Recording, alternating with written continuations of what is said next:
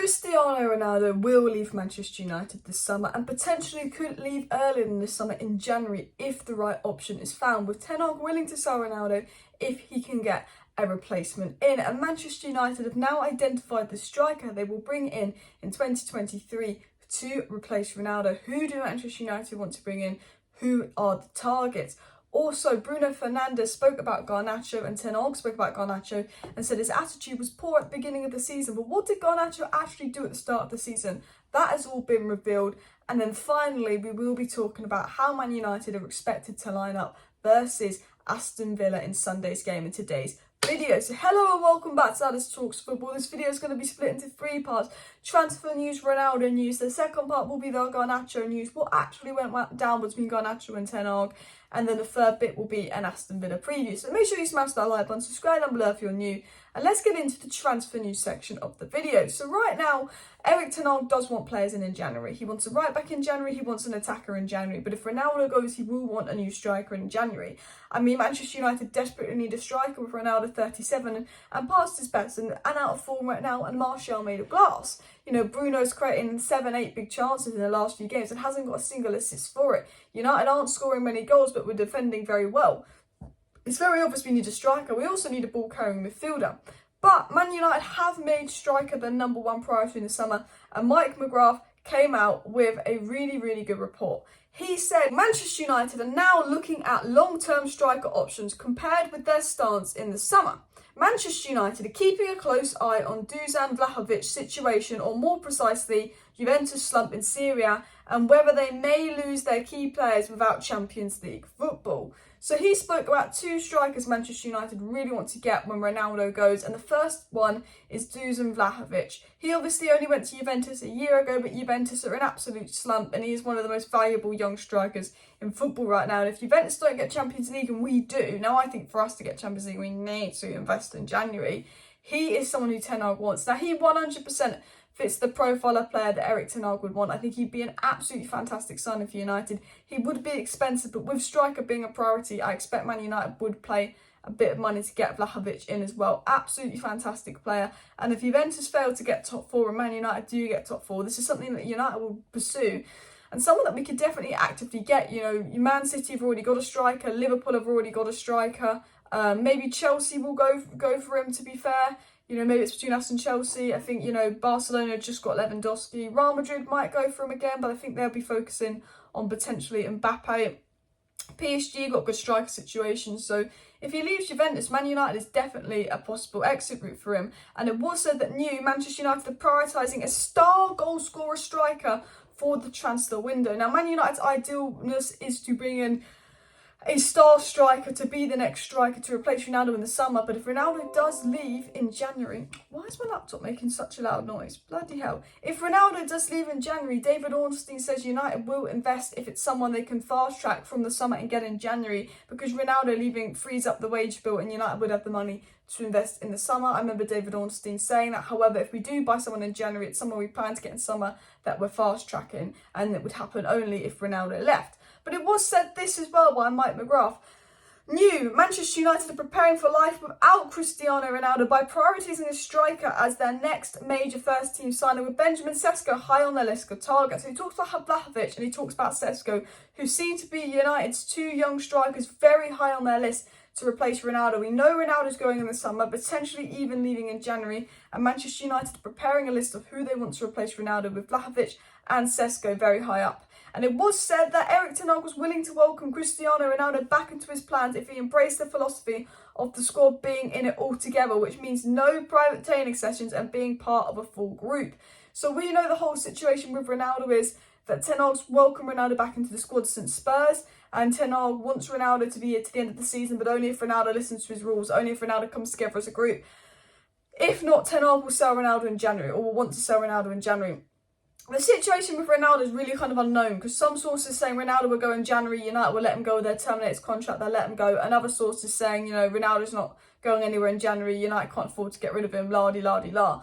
I think the situation with Ronaldo in January depends on how much Ronaldo's playing, how well he's playing, and how much Ronaldo wants to go. I think if Ronaldo really pushes for that move in January, I think Erik Ten Hag will be pissed off and say, leave, I don't want anyone here that's not to be here. But the question is, will the board then replace Ronaldo? Ornstein said if Ronaldo goes, it's likely United will replace him and spend some money because of the money it will save on the wage bill. But you just can never trust United. There's Gakpo available. That would be brilliant. Ten Hag wants him. But if you get Gakpo, you still got to get an actual long-term striker in the summer, because obviously Gakpo isn't a striker. And the final story that came out from Mike McGrath isn't actually relevant to the striker situation, it's relevant to the right-back situation. He said Manchester United will try and sign a right-back in the next 2 transfer windows, with Diego Dalot currently first choice and Wan-Bissaka yet to start a game. But the interesting thing here is he's saying the next 2 transfer windows. He's kind of suggesting that in the next 2 transfer windows we'll go for a right back. So that even suggests January. I think if Wan-Bissaka goes in January, we might go for Frimpong or someone. If not, I think we will get a backup right back in the summer. I think the plan is to get rid of Wan-Bissaka, and I think the striker situation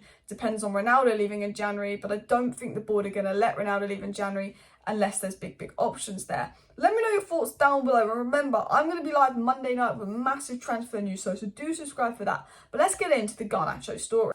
So we've done a lot of videos on this channel looking into Ten Hag's rules, his strict discipline, how he's changing the dressing room. We did a video today on Lisandro Martinez, the impact of new players, how the mentality of the dressing room has really shifted at United with new rules, new discipline. You've got to give 100%, kind of a strictness in the dressing room. And we know that, there was something that went down with Garnacho early season, because Bruno and Ten Hag had to come out publicly and said, yeah, he wasn't playing earlier on because there were some disciplinary issues.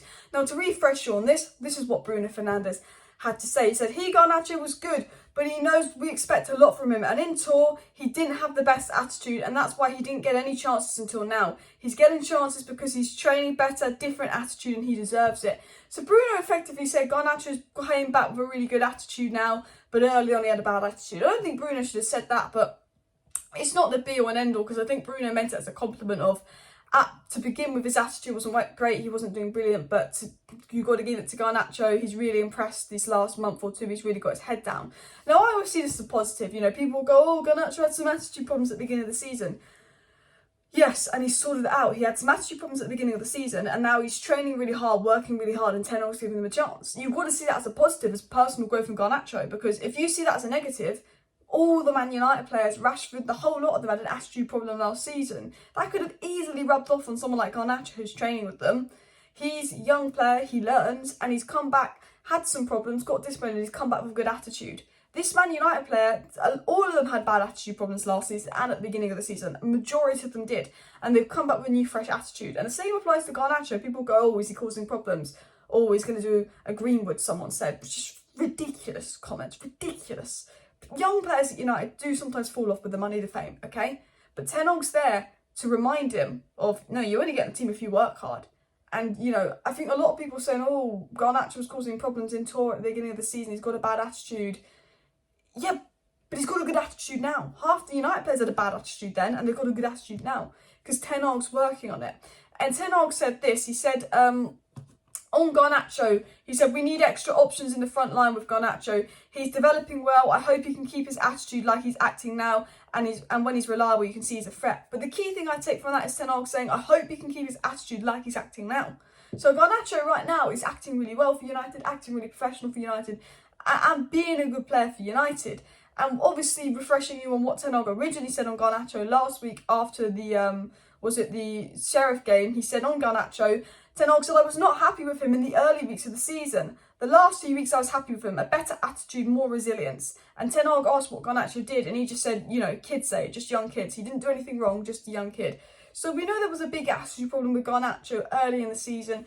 Garnacho maybe not being professional, but he's really sorted it out. He's really turned it around. But what did Garnacho actually do? Well, I'm going to bring you back to a report that came out right at the end of July that said Erik Ten Hag acted against a Manchester United player who turned up late for a team meeting on tour, dropping him after planning to play him. And reportedly, Garnacho turned up to 2 team meetings late on tour, and he was going to play on tour, and then Erik Ten Hag resulted in dropping him because of this. And that is the reason we didn't see Garnacho on tour. He was going to play, he was going to get a chance under Ten Hag, but he turned up for a team meeting late, not once, but twice. And Ten Hag said, no, I was going to play you, but now I'm not. You got to learn to not turn up late.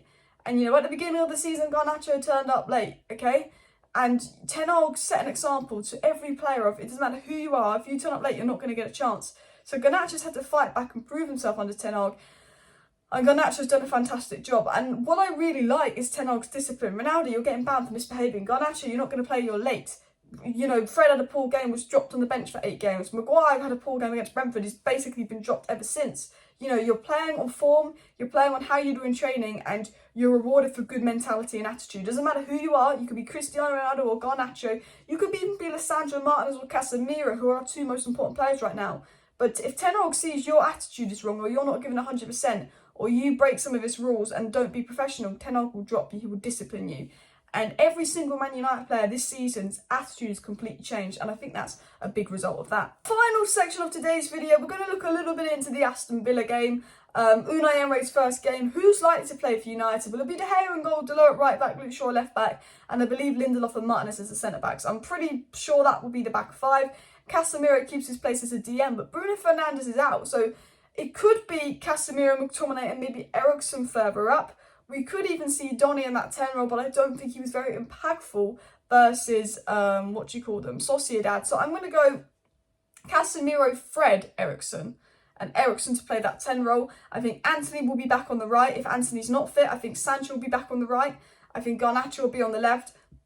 And I think Rashford will be up top. But if Martial, Anthony, and, Sancho is still out, then I think it'll be Ronaldo up top. Probably Garnacho on the right and Rashford on the left.